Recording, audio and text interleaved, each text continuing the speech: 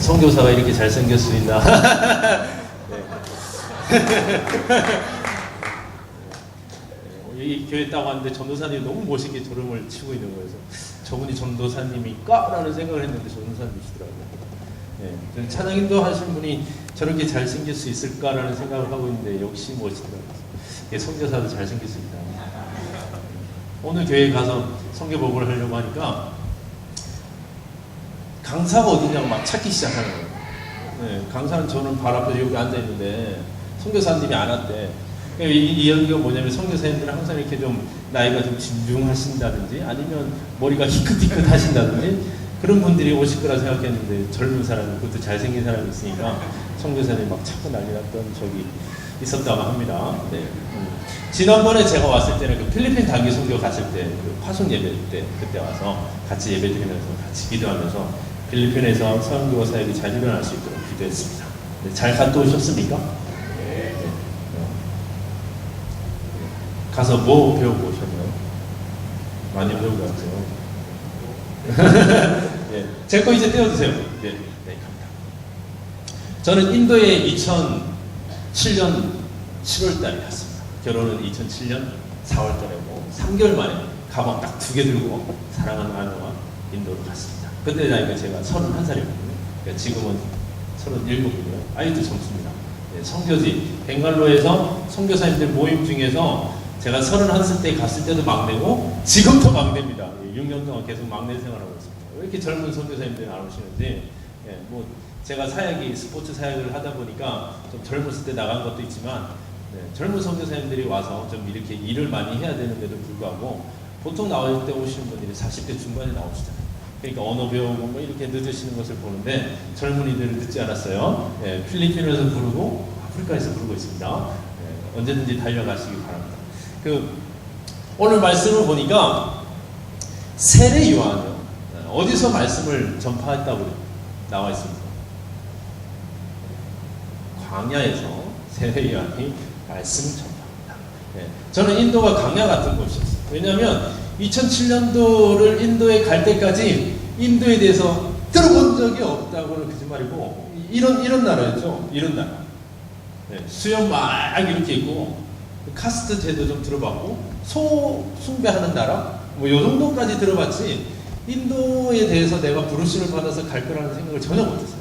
그러니까 지금 또 저희 어머니께서는 인도 가지 말라고 그래요. 왜냐하면 이 한국 사람들이 생각하고 머릿속에 있는 인도는 너무나 광야 같은 곳이죠. 그렇죠? 네. 인구가 약 12억이 삽니다. 그 12억 중에서 약 30%가 우리가 알고 있는 너무나 가난하고 헐벗고 굶주림 속에서 살아가는 사람들이에요. 그럼 나머지 70%는 그렇지가 않다는 거죠. 심지어 어느 정도냐면 한 국가 경제를 움직이는 부류들 상위 5% 사람들이 12억의 5%는 우리나라 인구입니다. 어마어마한 인구죠. 그 사람들이 그 부와 명예와 한 나라의 경제를 움직이는 그런 절대층들이 우리나라 인구만큼 살고 있는 나라가 인도예요. 더 나아가서 우리가 얘기하고 있는 잘 사는 사람들 정말 잘 사는 부자들을 얘기했을 때 한 20% 국가경제를 20% 얘기하는데 20%가 2억 4천이에요. 어마어마한 나라의 사람들이 부를 누리며 살아가거든요. 저도 인도 가서 너무나 고마워요. 네.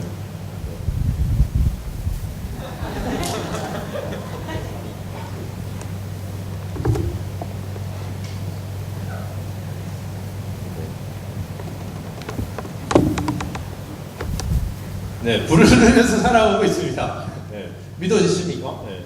지금 인도가 경제 성장률이 굉장히 발달을 하고 있습니다.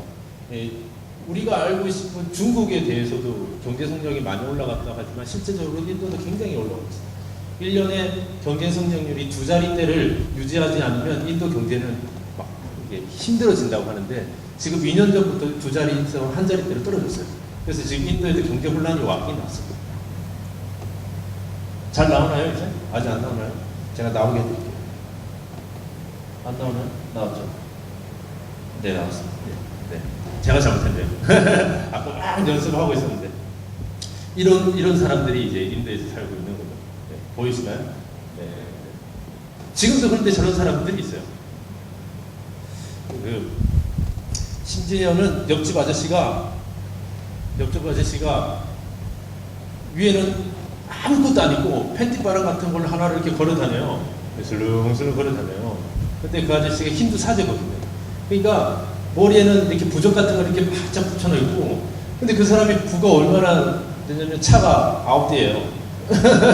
네? 그런 사람들이 그런 차를 끌고 다니는 것이 인도죠.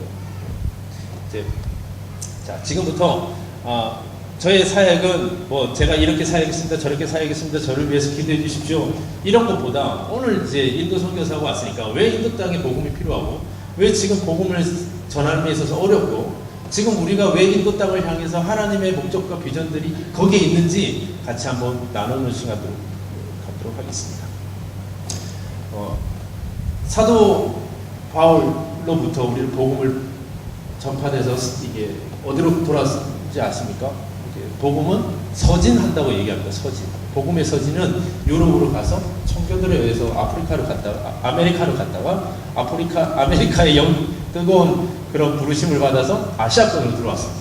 그 아시아권에서 중추적인 역할을 하는 대한민국을 이어받아서 중국과 그 밑에 동아시아 지역의 복음회가 굉장히 활발하게 이루어져 있죠. 그런데 말이죠, 2000년도에 제가 갔던 2007년, 2005년 요때 기준으로 해서 어떤 일이 일어나냐면, 동아시아권의 선교지에서 이제 인도권으로 인도 차이나 반도 창으로 선교의 흐름들이 들어옵니다. 그것은 어떻게 볼 수 있냐면, 선교사님들이 얼마나 어디서 어떻게 사역하고 있는지를 보면 영적 흐름들이 움직이고 있다는 것을 볼 수 있습니다. 2000년대 초반대, 1990년대 후반대 때 우리나라는 오직 중국이었습니다. 중국을 복음화 시켜야 된다, 중국에 가서 복음을 드려야 된다. 그래서 단기 선교가 중국으로 굉장히 많이 들어왔었어요. 네. 그리고 넘어간 축이 이제 필리핀이라든지 태국이라든지 이쪽으로 넘어갔죠. 네. 그 2005년 이후부터 지금 어디로 가냐면, 그 중국을 넘어서서 인도권으로 많이 들어오고 있습니다. 그렇게 보면 선교사님들이 지금 연차 수가 인도에서 어떤 연차들이 어떻게 분포되어 있는지에 따라서 지금 하나님이 급하게 인도 땅을 쓰시고 계시구나 라고 알 수 있는 거죠. 지금 가장 오래된 선교사님이 영락교에서 파송하신 김영자 선교사님이십니다. 32년 되셨다. 그래서 싱글 선교사님이 혼자 인도 땅에 오셔가지고 복음을 전했던 게 한국 선교 역사가 시작됩니다. 그 2세대가, 그 다음 주자가 바로 또 영락교에서 파송한 그 김영범 선교사님, 이영범 선교사님.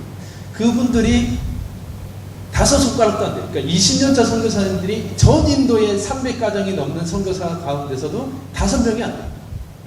그러다가 제가 속해 있는 연차, 5년차에서 10년차 선교사님들이 50% 이상을 줄을 이뤄요. 그런데 또 아이러니한 게 뭐냐면, 저희가 살고 있는 벵갈로 이 남인도는 복음을 전하기가 그나마 좀 편리한데, 이쪽 지역엔 이미 다 찼다고 보고 선교사가 더 이상 들어오지 않아요. 그래서 1년차에서 3년차 선교사님들이 거의 전부. 여기 남인도 선교사님들은 5년차에서 10년차 선교사님이 굉장히 많다는 거죠. 그러면 지금 1년차에서 5년차 미만 선교사님이 어디로 가냐면 북인도로 올라갑니다. 그러니까 북인도로 올라가게 되면서 어떻게 되냐면, 지금 옆에 보이십니까? 인도 옆에 나라가 어느 나라죠? 파키스탄. 그 옆에 나라가 아프가니스탄. 그 위에 나라가 모르시죠? 저도 몰라요. 스탄 나라들이에요. 키르기스탄, 카자흐스탄, 우즈베키스탄, 그런 나라들이 이제 줄지어 있는 나라죠. 그러니까 그런 영적 흐름을 봤을 때 우리의 복음에 지금 마지노선이라고 할 수 있는 데가 인도창에 걸려 있다는 거죠. 근데 이 창에서 얼마나 영적 전투가 심하냐고 하냐면, 복음은 서진을 했지만 이 악계 세력들, 사탄의 스프릿들은 동진을 하기 시작합니다. 예루살렘, 그러니까 중동, 우리가 지금 있는 예루살렘 그 무슬림권에서 이들이 서양으로 갔다가 아프리카로 가기 위해서 전초기지를 다시 동쪽으로 돌려서 우리나라를 치고 있습니다. 이 친구들이 가고자 하는 데는 아메리카를 정복하는 것입니다. 그 정복하기 전에 하고 있는 작업이 우리나라는 거죠. 그 우리나라를 정복하기 위해서 지금 이렇게 서서히 동쪽으로 밀고 들어오고 있는데, 그 영향력이 어마어마합니다. 인도에도 약 10%의 무슬림들이 살고 있는데 10%로 하면 몇 명일까요? 1억 2천 명이 살고 있다는 거죠. 그들이 가지고 있는 파워는 대단합니다. 이 친구들하고 싸운다는 게 그렇게 만만하지는 않아요. 그리고 85%의 힌두교들, 이 삶이 힘도 있는 사람들하고 살아가면서 영적 전쟁을 치운다는 것도 만만하잖아요. 그들의 사상과 그들의 생각이 전혀 바뀌지 않아요. 아까 말했잖아요. 팬티 같은 거 입고 그리고 하얀 사람이 부족 같은 걸 밀고 아버지를 보고 있는 전혀 생각하지 않은 이 언밸런스적인 사고방식에서 예수 그리스도가 참된 진리라고 하면 이 사람들은 맞아, 그 사람도 하나의 힌두 신이라고 생각하는 거죠. 인도는 약 3억 3천의 신이 있다고 합니다. 그게 이제 수치상의 계산이 아니라 다 신이죠. 다 모든 게 신이다. 어떤 것이 신이냐면 인도는 1년에 한 번씩 큰 축제들이 많은데 이 전자제품을 위한 축제가 있습니다. 전자제품. 1년 동안 안녕과 사고를 비는 전자제품이에요. 그래서 우리가 하는 그 귀신 들리지 말라고 하는 여러 가지 행사들을 전자제품에다가 합니다. 그래서 보면 여기다가 부적 붙이고 여기다가 부적 붙이고 차에도 부적 붙이고. 그러니까 이 모든 움직임이 그런 영적인 움직임이 있다라는 생각에 그런 액션들을 취하는 거죠. 그런데 예수님이 절대 진리다. 이게 먹히게 돼요. 또 안타깝게도 계속해서 제가 인도에 대해서 왜 복음이 어려운지 계속 설명하고 있는데 이런 것도 있습니다. 정치적으로 보면 반개정법이라는 거 있습니다. 반개정법이란 인도가 약 28개, 29개 주가 지금 현존하고 있는데 약 9개 주에 이 반개정법이 강력하게 있습니다. 그 주에서는 영적 핍박이 굉장히 심합니다.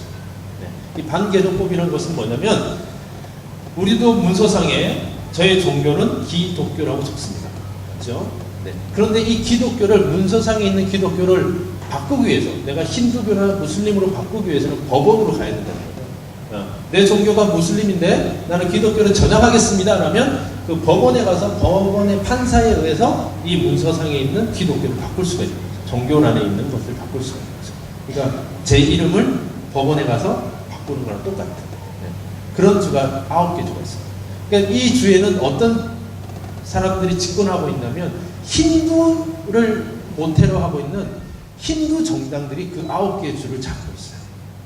그래서 이 힌두 정당의 모티브는 뭐냐면 전인도를 힌두화. 그러면서 이 소수 종교인 기독교를 핍박하고 무슬림을 핍박하고 여러 가지 핍박합니다. 그래서 이 반개정법에는 너무너무 핍박을 합니다. 외국인들이 복음을 전한다는 그 자체도 법적으로 위반돼 있고, 특히 우리가 가끔 이제 유언비어로 돌아다니니까 오리사주라는 곳이 바로 그쪽 지역이고, 제가 살고 있는 벵갈로라는 도시가 속해 있는 카라라카주도 그쪽 도시고, 그러니까 이쪽 주에는 복음의 율이 0.몇%밖에 안 돼요. 근데 아이러니하는 게 뭐냐면, 그런 친구들의 그런 핍박받는 모습입니다. 실제로 이건 2007년도에 오리사라는 주에서 2007년 9년에서 그때 일어났던 교회 핍박의 장면입니다. 이 힌두교는 하나의 이 친구들이 살아온 하나의 그 샤머니적인 문화생활이 지금까지 이어온 것입니다. 나보다 강한 사람은 나보다 강한 신을 가지고 있다는 생각. 태양이 농경시대인데 태양과 이 자연이 없으면 농사가 안 되니까 그들을 숭배합니다. 이 자연스러운 인간의 본능에 의해서 탄생한 이 힌두교는 어떠한 정확한 그 구원론과 정확한 탄생의 비화가 없어요. 그냥 그대로 가지고 있는 생활 습관이었기 때문입니다. 근데 이제 재밌는 사실들은 아리아인이라는 북유럽의 사람들이 인도를 정복했던 때가 있었습니다. 그들이 가지고 있던 이 신화적인 그런 것들이 인도의 신화와 접목이 되면서 인도 신화가 탄생이 됐어요. 근데 이 인도 신화는 그리스 신화하고 똑같습니다. 왜냐하면 이 아리아인이 그리스를 점령합니다. 그래서 그리스 신화와 인도 신화는 똑같다고 생각하면 됩니다. 그래서 태양신이 있고 그의 아내가 있고 또 아들이 있고 그런, 그래서 신에도 등급이 있는 그런, 그래서 예수 그리스도는 하나의 신일 수밖에 없는, 절대 신이 될 수 없는 거죠. 지금 보여드린 게 힌두 템플입니다. 힌두 템플을 자세히 뜯어다 보면, 이제 굉장히 아름다운 무늬들이 많은데 이 템플들을 뜯어다 보면 요한계시록에 나오는 음녀의 상들이 다 들어가 있습니다. 그래서 하나님이 주는 영적인 스피릿과 사탄이 주는 이 사탄의 스피릿이 전 세계적으로 동일하다는 거죠. 그의 모습은 다를지는 몰라도, 사탄이 주는 모습은 다를지 몰라도 그들이 표현하고 있는 방식은 똑같습니다. 그래서 지금 이걸 보면 어디가 보냐면 그 캄보디아에 있는 앙코르, 그다음에 앙코르와트, 그다음에 저기 남미 쪽에 있는 뭐 그런 신전들은 비교해보면 똑같다는 거죠. 특히 이런 사진들, 요 지금 제 뒤에 밑에 있는 사진, 연꽃 위에 한 사람이 자를 틀고 있고 뒤에는 뱀의 형상들이 그 사람을 잡은, 이건 전 세계적으로 똑같습니다. 그리고 지금 여기는 큰 용 한 마리가 있을 수도 있고요. 예, 7마리 용이 머리를, 한 몸에서 7마리 용이 딱 잡아먹고 있는 형태를 취하고 있는, 그래서 이 사진들은 전 세계 가서 쉽게 찾을 수 있습니다.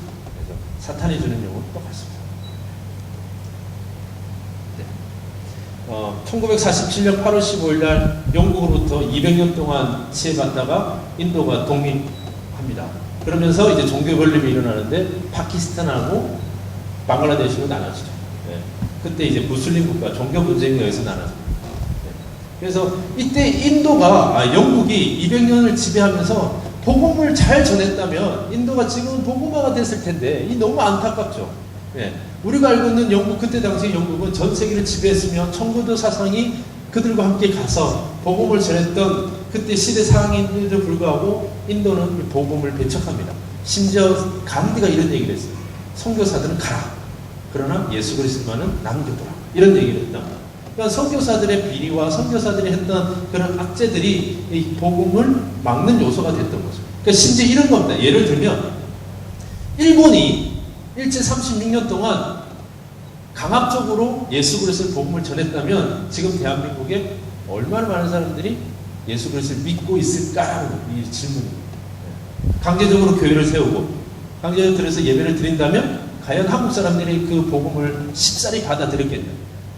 일제 30년 동안 우리는 하나님의 은혜로 피 흘려 싸웠기 때문에 지금의 이 영적 흐름이 지금까지 나와 있다는 거죠. 믿어지십니까? 네. 그래서 저는 가끔 이제 가면 일본에 있더라도 감사하라. 네, 그들이 이렇게 복음을 막지 않았으면 우리는 더 복음이 크지 않을 것이다. 뭐 이런 얘기도 합니다. 네.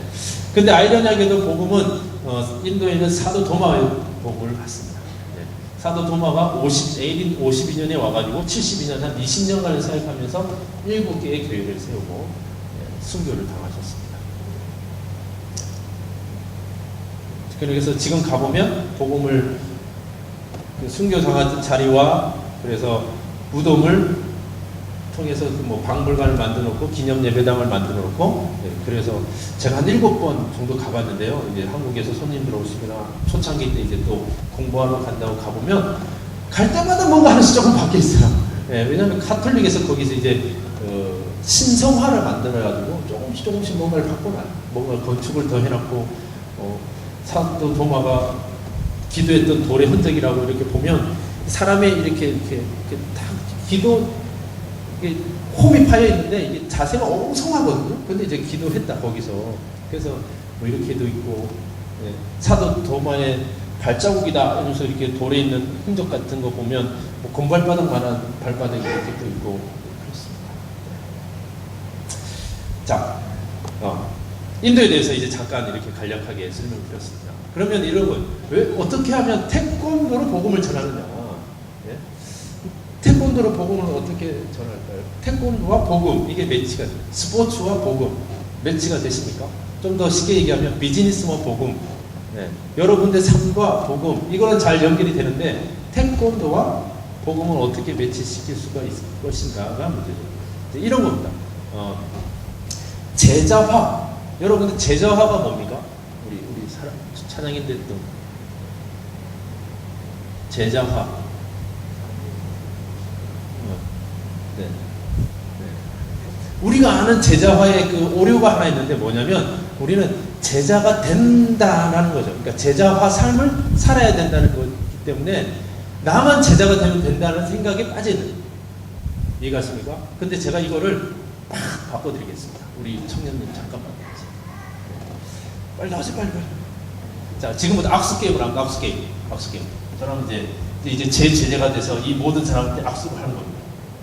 그래서 다 악수를. 자, 그러면 제가 넉넉하게 시간을 딱 20초 드리겠습니다. 모든 사람들 악수하셔야 돼요.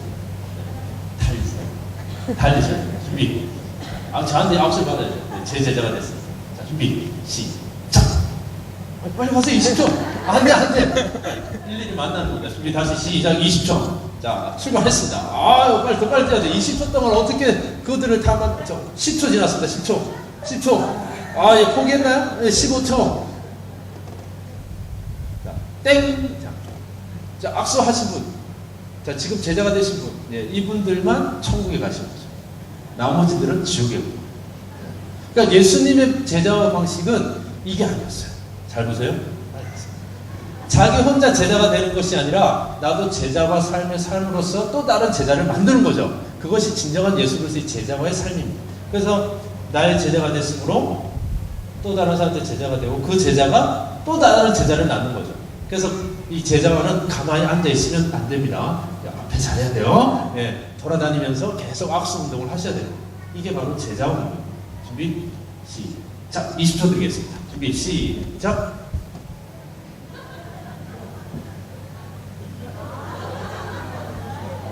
네, 10초 지났습니다. 감사합니다. 네. 자. 15초 지났습니다. 5초 남았습니다. 빨리 좀 해주세요. 저기 두 분 앉아 계십니까? 저기 하나, 둘, 셋, 넷, 땡. 20초 지났습니다. 자, 악수 안 하신 분, 악수하신 분, 네, 천국에 다 들어가십니다. 이게 바로 예수님의 제자화 원리입니다. 아멘. 네. 스포츠는 바로 이런 거죠. 태권도도 마찬가지. 스포츠, 그러니까 어떤 액티비티를 통해서 성경 말씀을 쉽게 그리고 내가 체험할 수 있도록 저 복음을 전하는 것이 스포츠 복음입니다. 네. 이해 가셨습니까? 아무리 우리가 제자의 삶을 살아야 되고 제자는 무엇이고 이렇게 들어도 물론 이해는 되죠. 그런데 이거 한 번 함으로써 다 이해가 되는 거예요. 저도 고민을 했었습니다. 과연 태권도로 어떻게 복음을 전할 것인가? 태권도 아시죠? 앞차기 차고, 다음에 제가 더 보이고, 네, 앞차기 해야 되고, 옆차기 차야 되고, 얼굴 맞기, 몸통 맞기, 네, 이런 거 해야 되잖아요. 자매님, 네, 너무 잘하십니다. 네. 그러면 과연 어떻게 하면 이것을 할 수 있을까? 초창기 제가 인도에 갔을 때 저한테 이런 질문을 어떤 분이 하셨습니다. 어떻게 태권도는 싸우는 거 아니냐? 남을 해치고 남을 때리는 운동이 어떻게 복음을 전할 수 있느냐? 그때 제가 뭐라고 했냐면 설명을 했는데 집에 들어와서 내 안에 답이 없다. 내가 지난 몇 년간 태권도 선교사라고 하기 위해서 그렇게 훈련받고 그렇게 했던 시간들이 하루아침에 무너지는, 과연 어떻게 태권도로 복음을 전할 수 있을 것인가? 어떻게 스포츠 선교사의 비전을 품고 스포츠를 그렇게 좋아하고 제가 할 수 있는 운동만 해도 지금 한 20여 가지가 되거든요. 믿으십니까? 제가 야구도 잘하고요. 오늘 끝나고 축구하러 가기로 했습니다. 축구팀 파이팅. 예, 축구도 해야 되고요. 예, 핸드볼도 잘하고요. 어저께는 테니스도 치고 왔고요. 또 스쿼시 강사도 3년간 했고요. 못하는 운동이 없어요. 그런데 이게 매치가 안 되는 거예요. 어떻게 복음하고 그런데 이런 고민에 빠져있을 때 이미 전 세계에 있는 스포츠 선교사들이 이런 고민을 해결하고 있더라고요. 그래서 그런 훈련을 한 몇 년 전에 받으면서 태권도로 복음을 전할 수 있다라는 결론을 딱 냈어요. 그래서 제가 만든 이제 The Taekwondo of Life, 발음에 신경 쓰지 마시죠. 저는 이제 영국 영어입니다. 미국 영어랑 틀려요. 네, 생명 태권도라는 것을 이제 만들게 됩니다. 이제 쉽게 얘기하면 이런 겁니다. 복음, 그죠? 태권도, 삶, 이 영역이 저는 따로 배웠어요. 태권도는 제가 배웠던 그 스승님한테 태권도를 잘 배웠죠. 그리고 또 제가 국가대표 시범단 출신이에요. 그래도 그래서 국가대표라는 그 팀에서 태권도를 배우고 이렇게 쭉 자라왔죠. 네.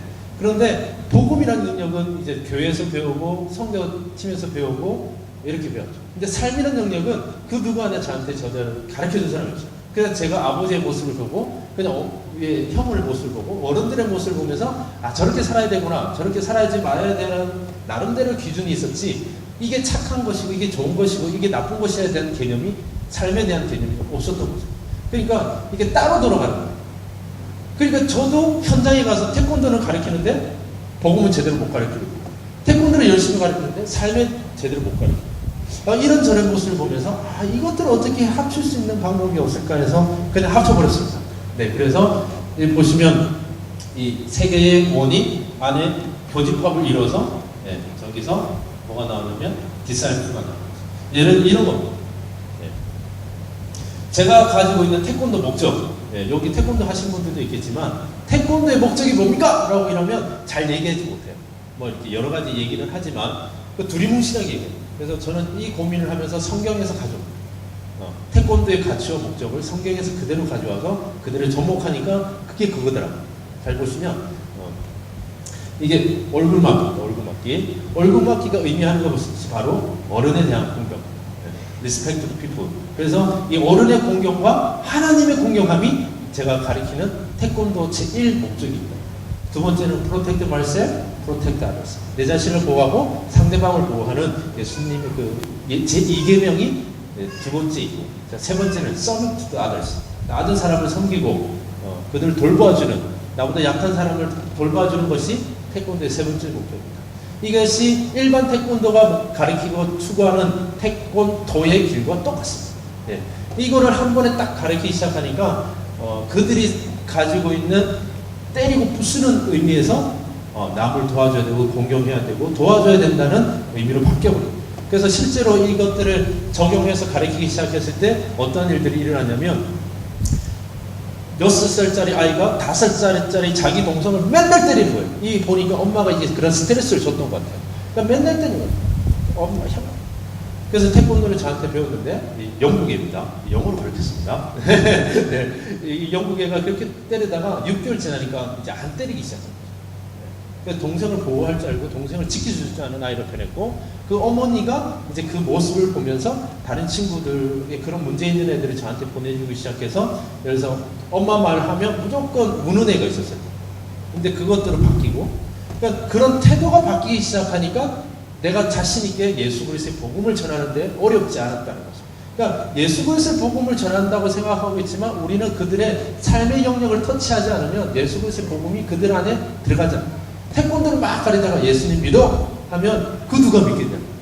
그들의 어떤 변화가 일어나고 그 어떤 그런 행동들이 어떤 이렇게 변화가 됐을 때 저는 예수 그리스도인으로서 제가 가지고 있는 가치관은 성경적 가치관으로서 예수 그리스도를 이렇게 가르칩니다. 그렇게 했을 때 어머니들이 받아들이는 그런 것들은 이렇게 돼야 되는구나라는 것을 알고, 그래서 태권도 영역과 이제 복음의 능력들이 같이 가야 된다라는 것입니다. 네. 그래서 그래서 태권도의 기술들을 이런 성경적인 가치관으로 의미를 부여하기 시작했습니다. 네.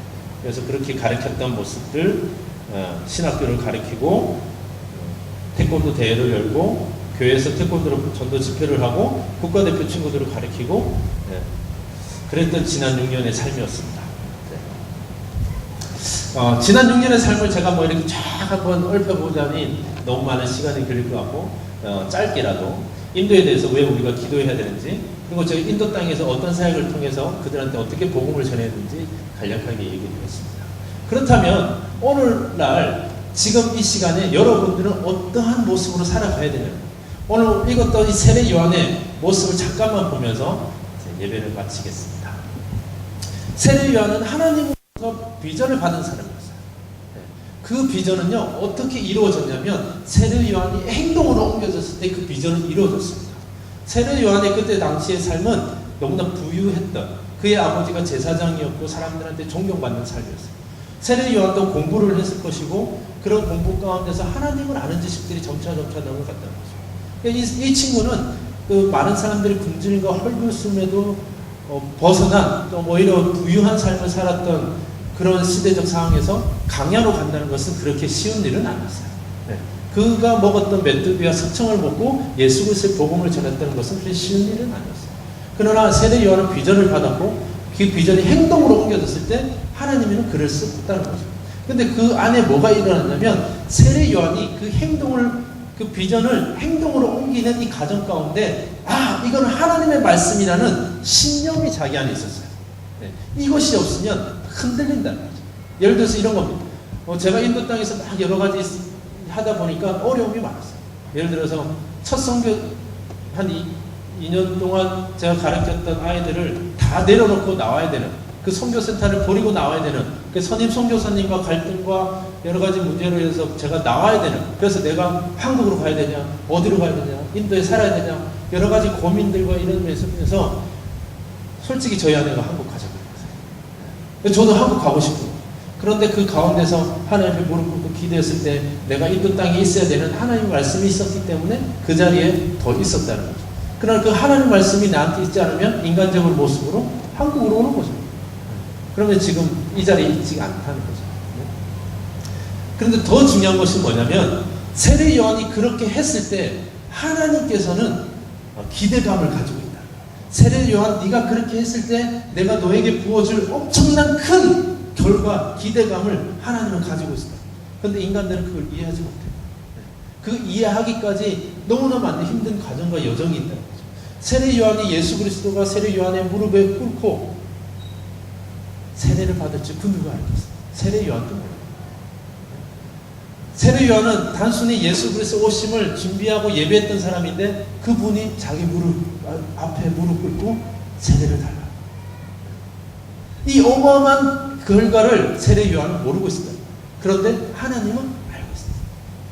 여러분들의 지금 모습은 어떠할지 모르고, 여러분들의 비전과 여러분들이 앞으로 옮겨야 될 여러 가지 행동들, 그것들이 어떨지는 몰라도 하나님은 여러분들을 통해서 어마어마한 결과와 기대감을 가지고 계시다는 거죠. 그것들을 깨닫기 시작하면 여러분들은 가만히 앉아 있지 못하는 거예요. 저는 지난 1년 한텀 6년의 인도 사역을 마치고요, 이번에 안신년으로 나오면서 하나님께 이렇게 기도했습니다. 하나님, 제가 이제 확신이 있습니다. 태권도로 복음을 전할 수 있는 확신이 있습니다. 인도도 좋고 다른 나라도 좋고 더 어려운 나라도 좋습니다.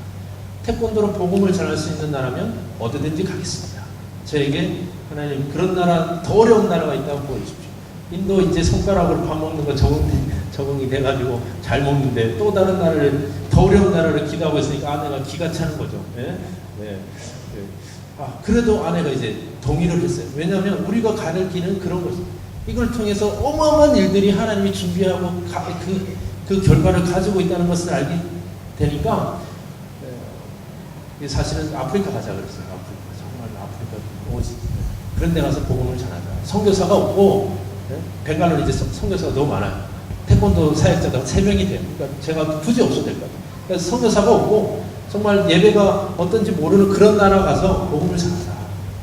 그래서 기도하고 있습니다. 과연 하나님께서 앞으로 저를 어떻게 쓰실지, 또 어떻게 인도해 주실지는 모르겠지만, 제 안에 있는 그 기대감, 하나님 나를 사용하실 것 같다는 기대감, 하나님 나를 통해서 엄청난 결과를 가지고 있는 그 기대감으로 오늘날까지 살아가고 있습니다.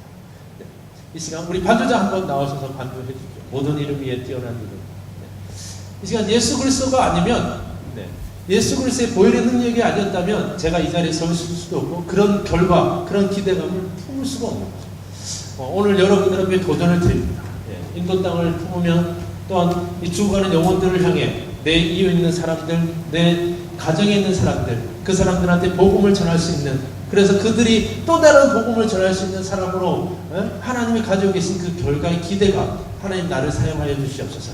하나님이 가지고 계신 그 결과의 기대감에 나를 사용하여 주시옵소서. 하나님 나를 던지겠습니다. 나를 사용하여 주시옵소서. 우리 이렇게 한 목소리로 같이 기도하겠습니다. 모든 이름이 뛰어나신 그 이름을 찬양합니다. 그분은 예수, 그 이름은 그리스도. 오늘 인도 땅에 10여억이 넘는 하나님의 백성들이 죽어가고 있습니다. 더 넓은 세상에 약 70억의 인구가 죽어가고 있습니다. 우리는 예수 그리스도의 제자가 되었고, 그 제자의 삶으로 예수 그리스도의 복음을 또 다른 사람에게 신고 있는데, 하나님 내가 과연 잘하고 있습니까? 하나님이 가지고 계신 그 결과에, 그 기대감에 부응하고 있습니까? 하나님 나를 사용하여 주시옵소서.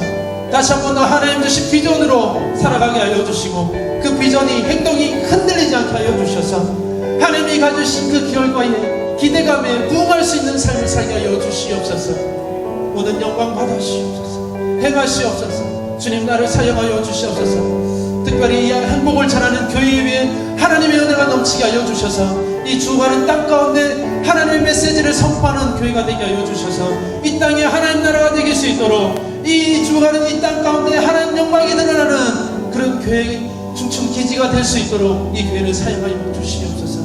특별히 목사님이야 여러 성도님들이 한 마음 한 뜻으로 같이 기도하며 찬양하며 말씀을 선포할 때 이 땅이 변화될 줄 믿습니다. 하나님 가지고 계신 이 행복을 전하는 교회에 계신 결과의 기대감을 부응하는 교회가 되게 하여 주시옵소서. 모든 이름 위에 뛰어난 이름 예수는 주 예수는 주 모든 무릎 꿇고 경배를 드리세 예수는 만유의 주님. 우리 주의 이름을 부르며 선포합시다. 주 예수는 주 이 땅의 주인 되신 그의 이름을 부르짖으며 더 나아가 무릎으로 그 보좌 영광을 돌리세 예수 예수 예수. 우리 다시 한 번 더 예수는 주 예수는 주 온 천하 위에 뛰어나신 그 이름 그 이름만을 선포하는 교회가 되길 원합니다.